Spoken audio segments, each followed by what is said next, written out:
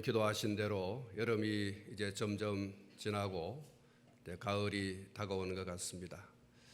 오늘 이 복된 주일에 예배당에 그리고 각 가정에 또 다른 장소에서 예배하는 하나님의 권속들인 여러분 모두에게 성삼위 하나님의 사랑과 은혜가 충만하시기를 주님의 이름으로 축원합니다. 오늘 아침에 저는 읽어드린 본문을 중심해서 점점 강하여져 가니라는 이런 제목으로 말씀을 드리고자 합니다. 사무엘하서 3장 1절 말씀에 보면 우리가 이미 앞에 살펴보았습니다마는 이렇게 기록이 되어 있습니다. 사울의 집과 다윗의 집 사이에 전쟁이 오래매 다윗은 점점 강하여 가고 사울의 집은 점점 약하여 가니라, 이렇게 기록이 되어 있습니다. 사울의 집과 다윗의 집 사이에 일어난 전쟁은 누구로부터 시작이 되었습니까? 누구로 말미암아 출발이 되었습니까? 사울의 시기와 질투와 그리고 권력에 대한 욕심 때문에 출발이 되었습니다. 블레셋과의 전투에서 대승리를 하고 돌아올 때에 승리를 축하하며 맞으러 나온 여인들의 노랫말이 있었습니다. 사울은 천천히요 다윗은 만만이로다 라고 하는 이 노랫말에 사울은 굉장히 불쾌하게 여겼습니다. 그 이후로 사울의 마음은 다윗을 향하여 시기하고 질투하고 그리고 미워하고 권력에 대한 욕심 때문에 그는 다윗을 심지어 죽일 생각과 실제로 죽이려고 하는 그런 시도를 여러 차례 했습니다. 사울은 다윗이 자기보다 사람들의 주목을 더 받고 더 높임받는 것이 싫었습니다. 그리고 아주 죽이고 싶은 생각이 들었고, 그리고 말씀을 드린 것처럼 여러 차례 다윗을 죽이려고 시도를 했습니다. 우리말에 이런 말이 있습니다. 사촌이 논사면 배 아프다라는 말이죠. 이 사울의 심정이 지금 그렇습니다. 다윗이, 나이 어린 다윗이 사람들에게서 높임받고 인정을 받고 이렇게 하니까 공연히 속되게 말해서 배알이 꼴리는 것이죠. 틀어진 겁니다. 그래서 그런 시기심과 질투심과 그리고 죽이려고 하는 살해 기도를 하게 된 것입니다. 최용덕 씨가 작사 작곡한 사랑이라고 하는 제목의 찬양 가사에 보면 이런 내용이 쓰여져 있습니다. 자매의 손을 잡고 기도를 해봤나요? 내가 가진 이 사랑이 예수님의 그 사랑인지. 시기하진 마세요. 그가 날 앞선데도 남이 잘 되는 것이 나의 참 기쁨이니까. 우리들의 입술로는 언제나 사랑한다고 말은 잘도 하지만 진실로 사랑하나. 내게 유익 없어도 주기만 하는 사랑, 주는 것만으로도 너무너무 기뻐요. 주는 것만으로도 너무너무 기뻐요. 우리가 사울의 그 일생을 함께 살펴보았습니다마는 블레셋과의 전투 이후 사울의 마음은 다윗에게로 언제든지 기회만 있으면 죽여야 되겠다. 그 끓어오르는 시기심, 그 질투심, 그것을 제어하지 못했습니다. 방금 읽어드린 이 노랫말과는 전혀 다른 모습이죠. 시기하진 마세요. 그가 날 없은데도 남이 잘 되는 것이 나의 참 기쁨이니까. 사울에게는 이 노랫말과 전혀 다른 모습이 나타났었습니다. 사랑하는 성도 여러분, 남이 잘 되면 시기하지 마시고 축하하고 그리고 더 잘 되라고 응원해 주시기를 바랍니다. 여러분, 시기와 질투와 욕심의 끝이 무엇이겠습니까? 시기하고 질투하고 미워하고 욕심을 내는 그 자신이 점점 약하여져 간다는 겁니다.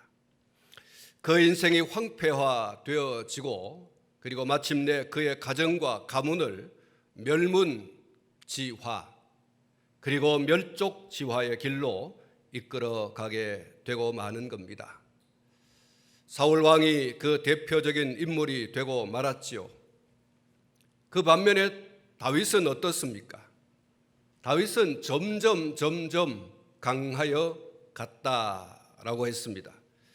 다윗이 점점 강성하여 간 증거를 오늘 본문에서 두 가지로 이야기해 주고 있습니다.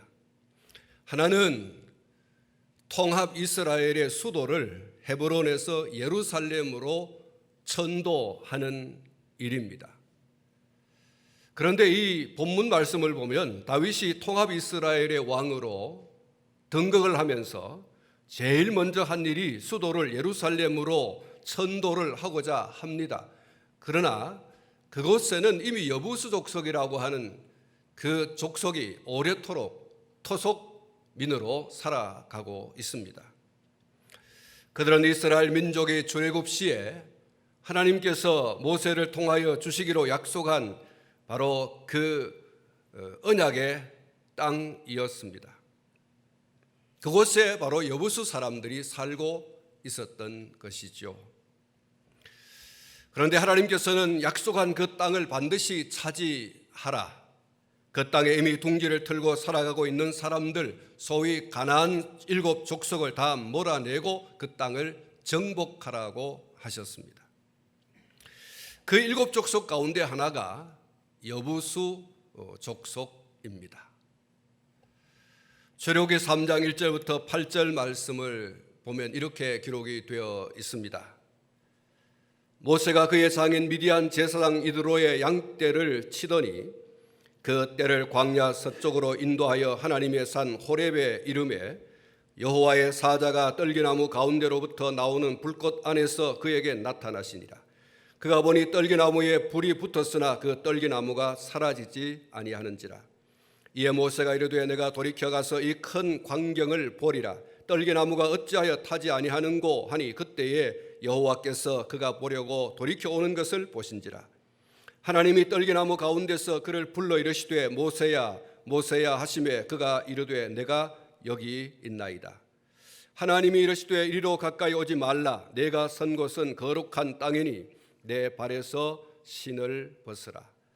또 이르시되 나는 내 조상의 하나님이니 아브라함의 하나님, 이삭의 하나님, 야곱의 하나님이니라.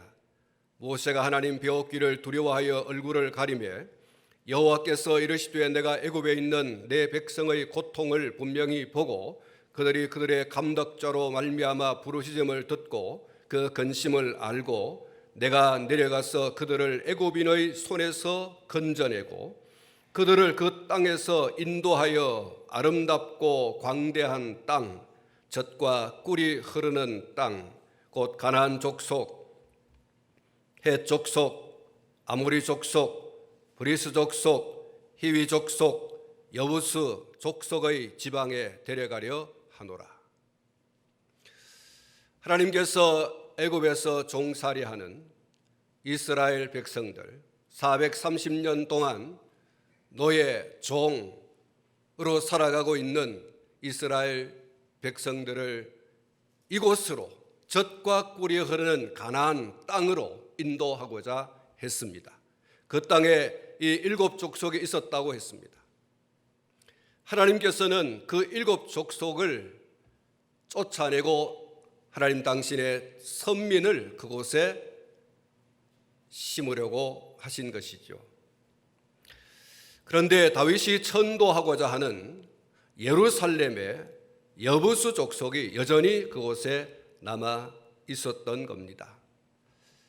결국 불가피한 충돌이 있을 수밖에 없었고 여부수 족속은 다윗과 그의 사람들에 의해서 예루살렘을 떠나게 되고 다윗과 그의 사람들은 당당히 예루살렘의 주인으로 거주하고 나라를 새롭게 하게 됩니다. 그리고 사실 이 예루살렘에 거주하던 여부수 사람들을 몰아낸 것은 하나님의 언약의 성취였습니다. 그래서 매우 의의가 깊지 않을 수가 없습니다.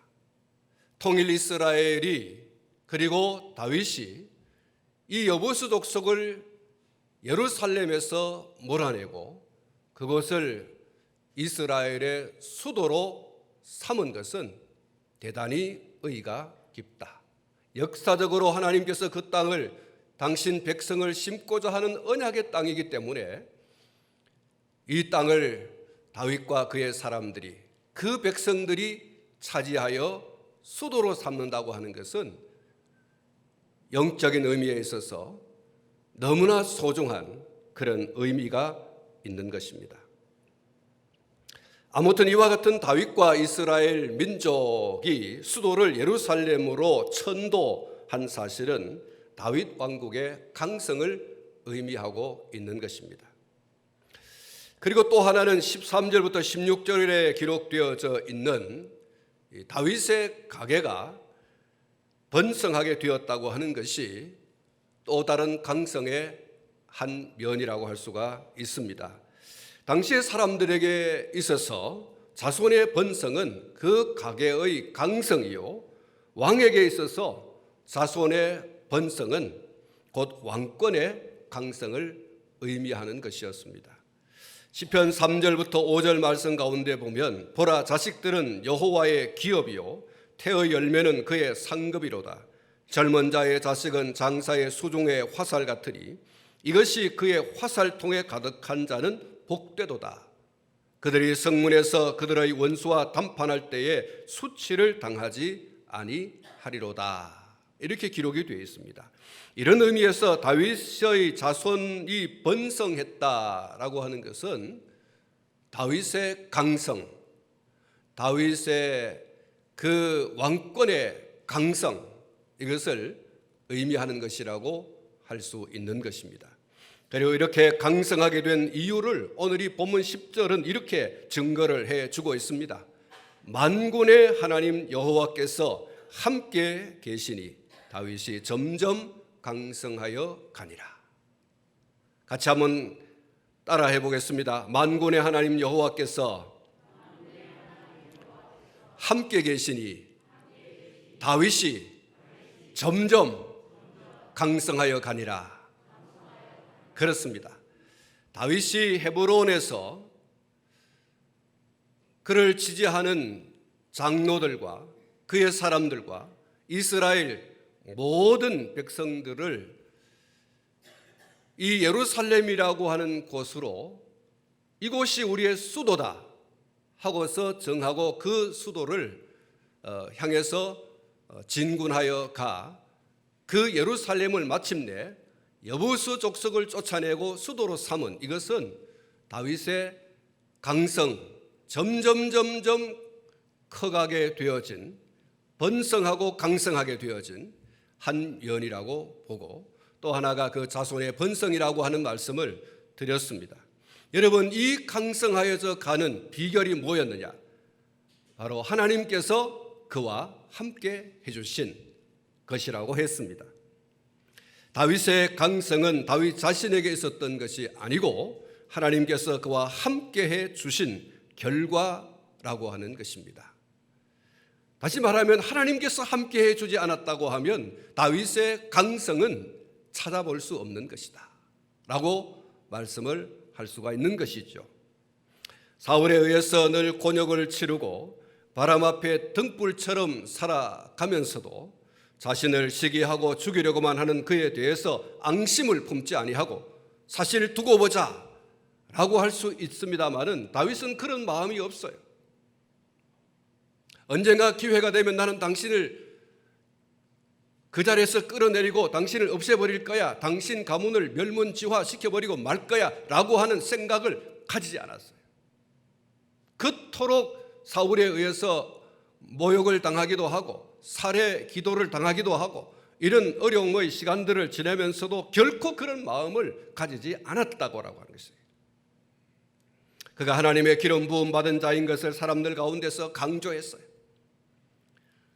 사울을 죽일 수 있는 절호의 기회가 왔을 때에 그의 주변 사람들은 다윗으로 하여금 이것이야말로 하나님이 우리에게 사울을 죽일 수 있게 하는 그런 기회를 준 것이 아니냐, 절호의 기회다라고 했을 때 다윗은 두 차례나 걸쳐서 아니야, 이는 여호와께서 기름 부어 왕 삼은 사람이라고 하는 하나님의 주권에 대해서 굉장히 강조를 했어요. 아무도 사울에게 손을 대지 못하게 한 것을 우리가 이미 앞에 살펴보았고, 심지어 다윗이 사울의 옷자락을 좀 벤 것을 인하여서도 얼마나 마음이 아파했는지 우리가 그 부분에서 하나님의 기름 부음 받은 자에 대한 다윗이 가지고 있는 이 하나님 주권 사상, 주권 신앙, 굉장한 것이었지 않습니까? 사람을 두려워하기보다 그 사람을 세워주신 하나님, 그 사람 배후에 서 계신 하나님을 두려워했던 다윗의 이 신본주의 신앙, 하나님 중심의 이 신앙, 사랑하는 성도 여러분, 다윗은 그것을 가지고 있었던 겁니다. 사울을 부르고 세우고 그를 통하여 하나님의 공의를 펼치도록 하셔서 하나님을 더욱더 신뢰하고 경외하도록 하시는 하나님의 주권, 그것을 다윗은 인정하고 순종하는 그런 모습을 보여왔습니다. 그런 다윗과 하나님께서 함께해 주셨습니다. 그것은 그 다윗으로 하여금 점점 강성하여 가게 했던 주 원인인 거죠. 그리고 더욱더 주목되는 것은 12절에 있는 말씀입니다. 12절 말씀을 보시면 다윗이 여호와께서 자기를 세우사 이스라엘 왕으로 삼으신 것과 그의 백성 이스라엘을 위하여 그 나라를 높이신 것을 알았더라 라고 했습니다. 사랑하는 성도 여러분, 다윗은 하나님께서 자신을 이스라엘의 왕으로 삼으신 것을 알았다라고 했어요. 그리고 자신으로 하여금 나라를 다스리게 한 나라, 이스라엘을 열방 가운데 높여주신 것도 하나님이라고 하는 사실을 알았다고 했어요. 나라의 흥망성쇠, 한 인간의 생사, 여탈, 이 모든 것이 하나님의 주권에 달려 있다. 그 하나님의 주권에 의해서 내가 세움을 받았고 높임을 받고 있는 것이다. 내가 다스리는 이 이스라엘이 하나님의 주권에 의해서 지금 높여지고 강하여져 가고 있는 것이다 라고 하는 것에 대해서 다윗은 알고 있다는 거예요. 여기 12절에서 사용되고 있는 이 안다라고 하는 단어, 히브리어의 야다라고 하는 단어입니다. 이 야다라고 하는 이 단어는 안다라고 하는 이 말인데 단순히 그냥 기억이나 혹은 어떤 인식이 아니다라고 했어요.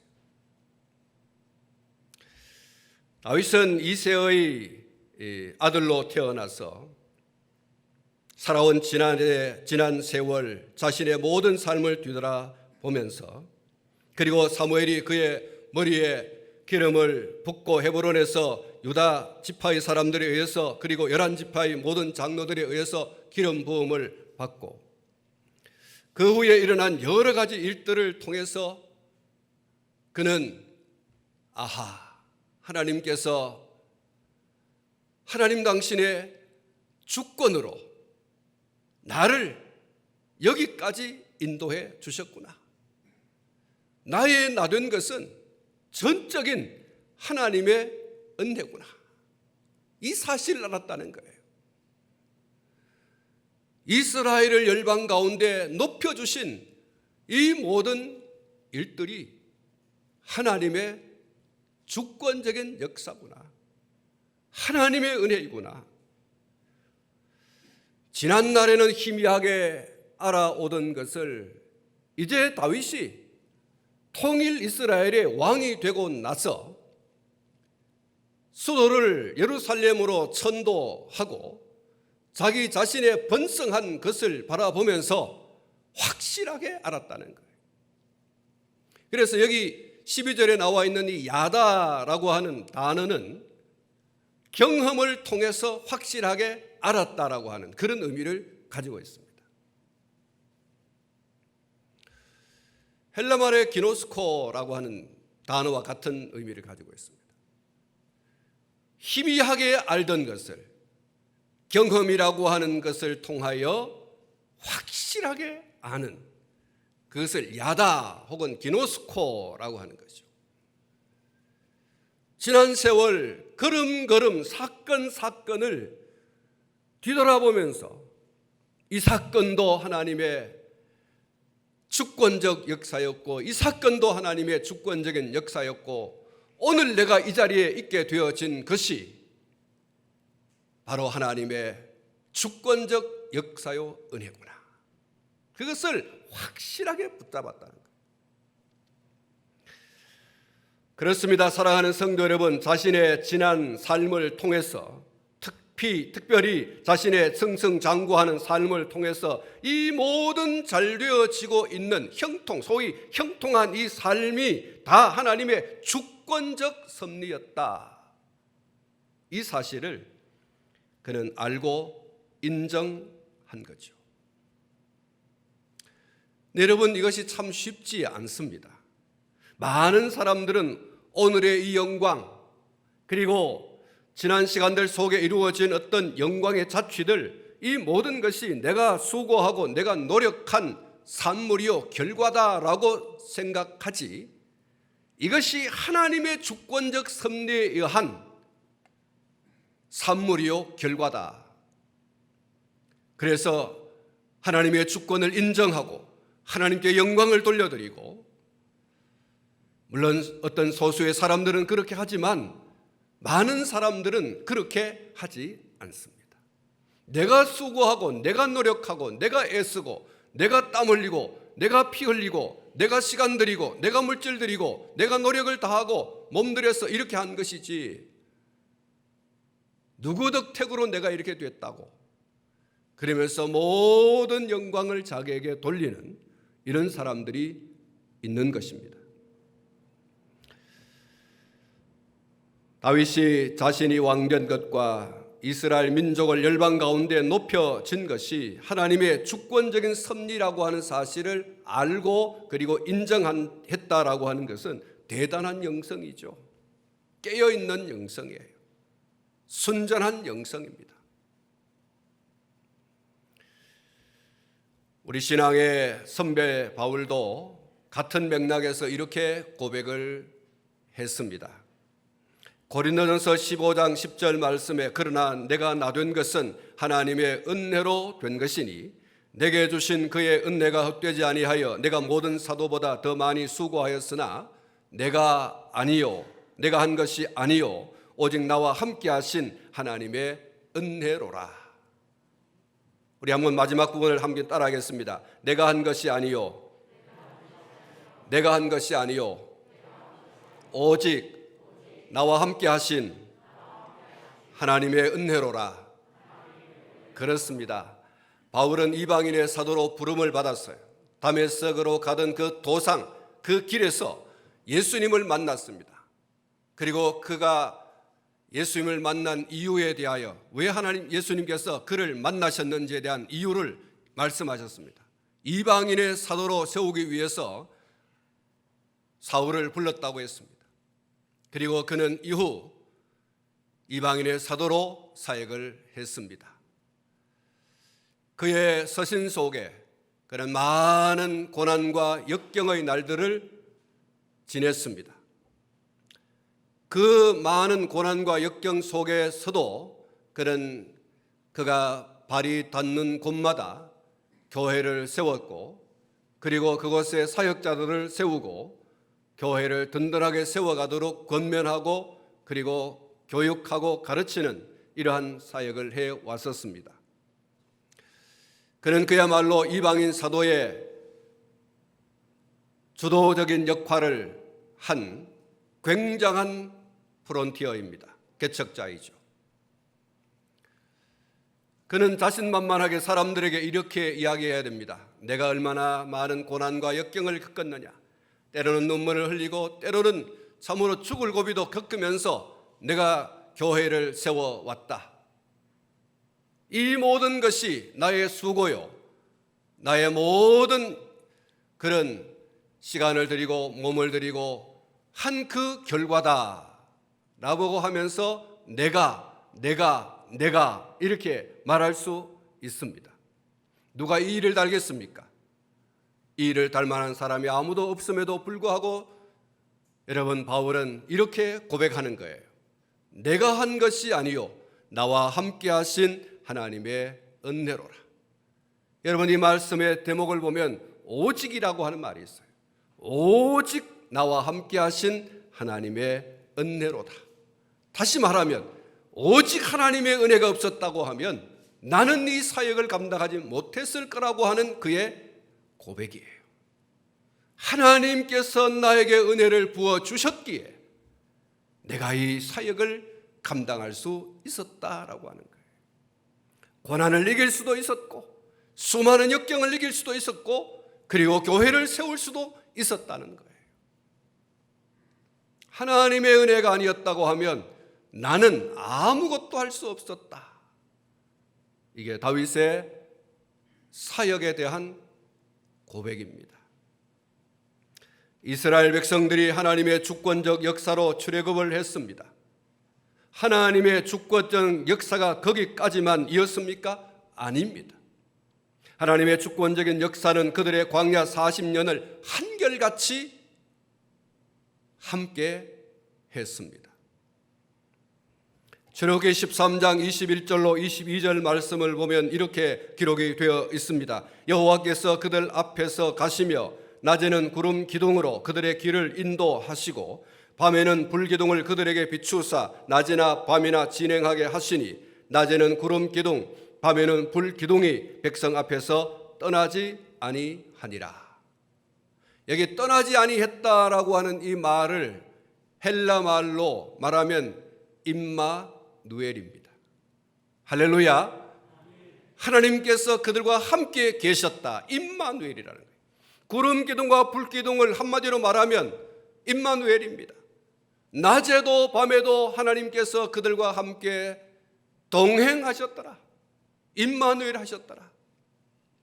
하나님의 주권적인 섭리가 구원을 해주는 것, 애굽에서 탈출하게 해주시는 것에서 끝난 것이 아니라 그들의 광야 40년 생활과 그 40년 생활과 더불어서 하나님의 약속의 땅, 언약의 땅 가나안에 들어가고 그 땅에 그들의 자리를 펴고 나라를 세우기까지 하나님께서 계속하여 당신의 주권적 섭리를 이어왔습니다.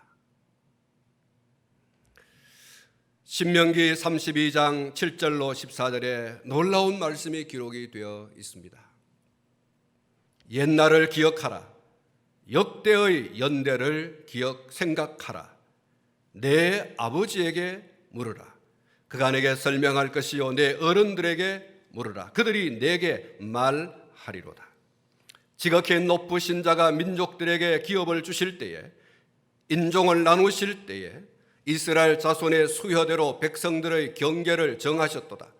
여호와의 분깃은 자기 백성이라. 야곱은 그가 택하신 기업이로다.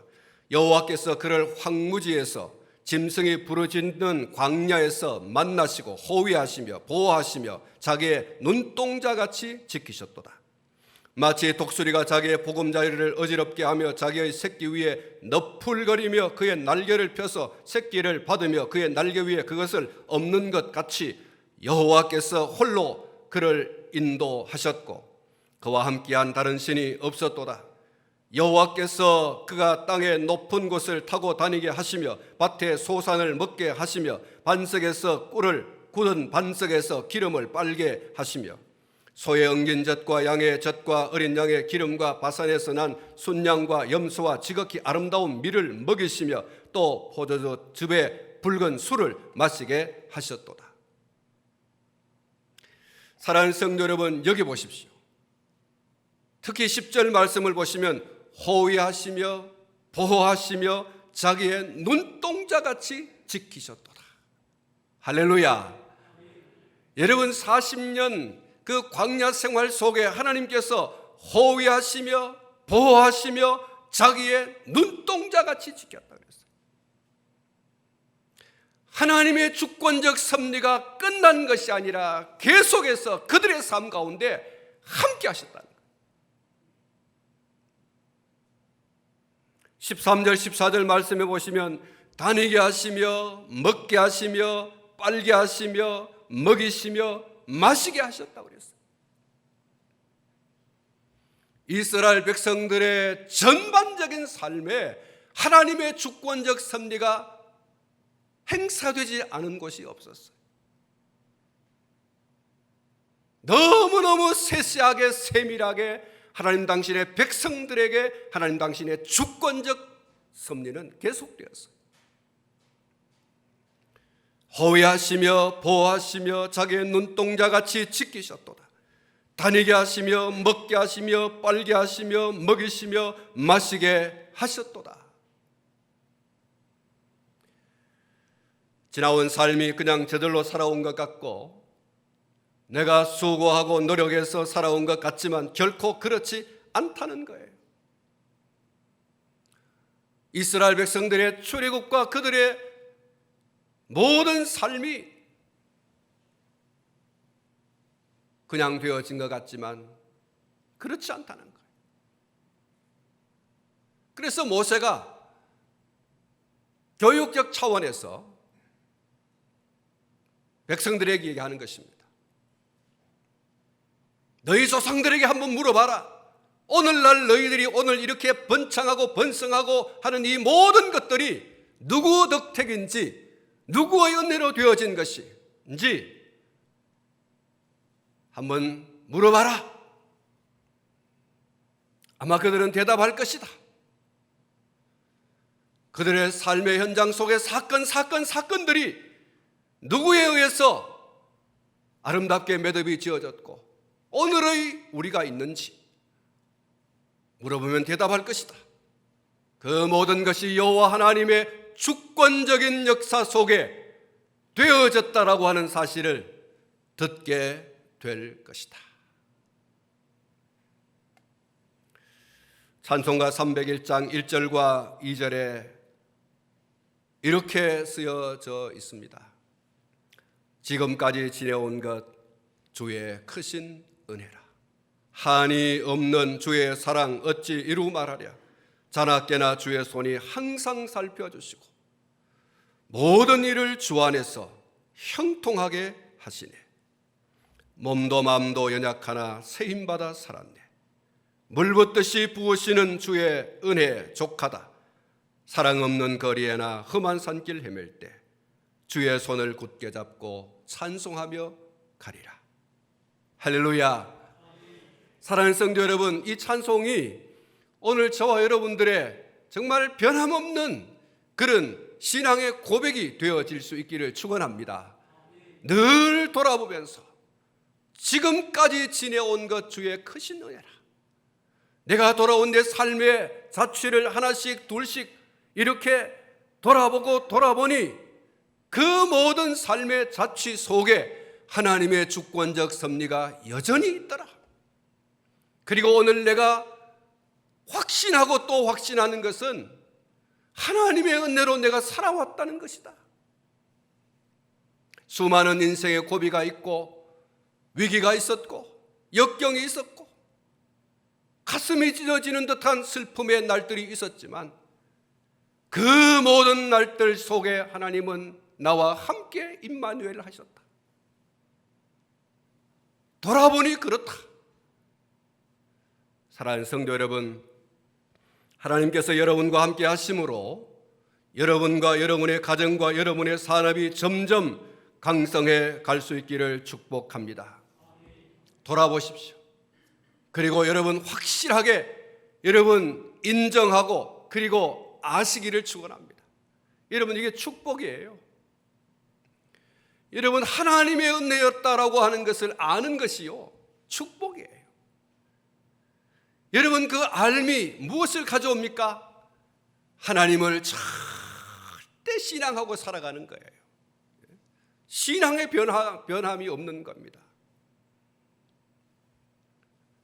내가 잘해서, 내가 노력해서, 내가 수고해서 내가 여기까지 왔고 내가 이 영광을 누리는 거야. 그 사람은 하나님을 반드시 떠나게 돼 있어요. 하나님 없이도 나는 잘 살아가고 있어. 하나님 없이도 나는 얼마든지 잘 될 수 있어. 여러분, 신앙이 무너지는 거예요.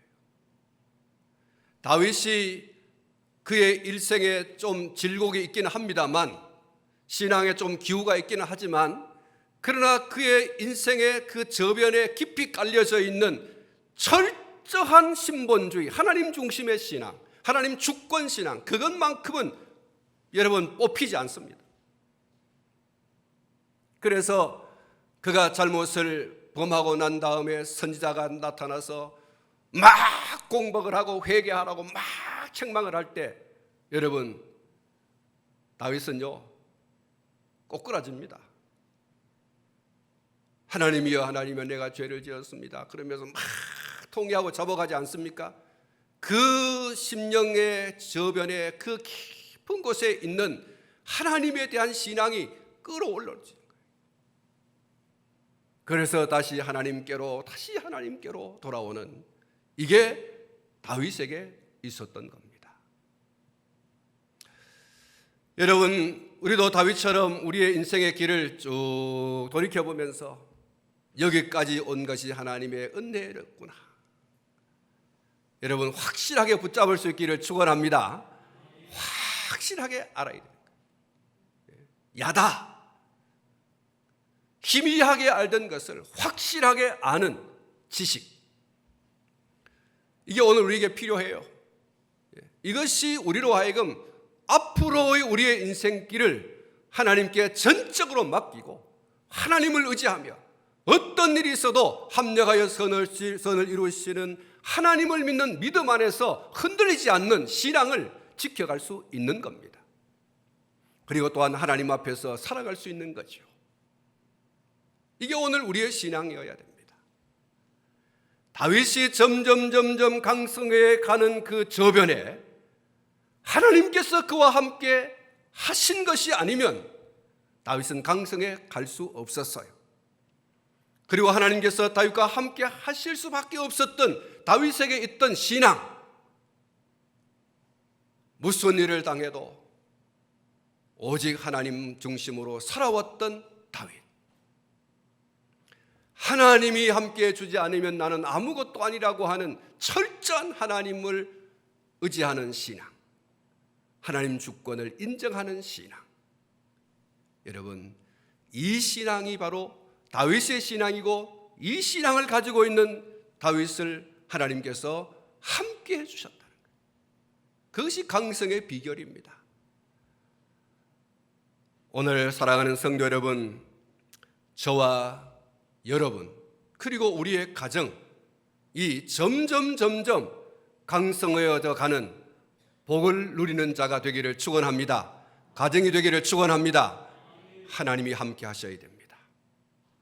철저히 하나님만 의지하고 하나님만 바라보고 하나님만 기대하고 무슨 일을 당해도 하나님께서 합력하여 선을 이루실 것에 대한 그 믿음을 가지고 하나님을 붙잡으십시오.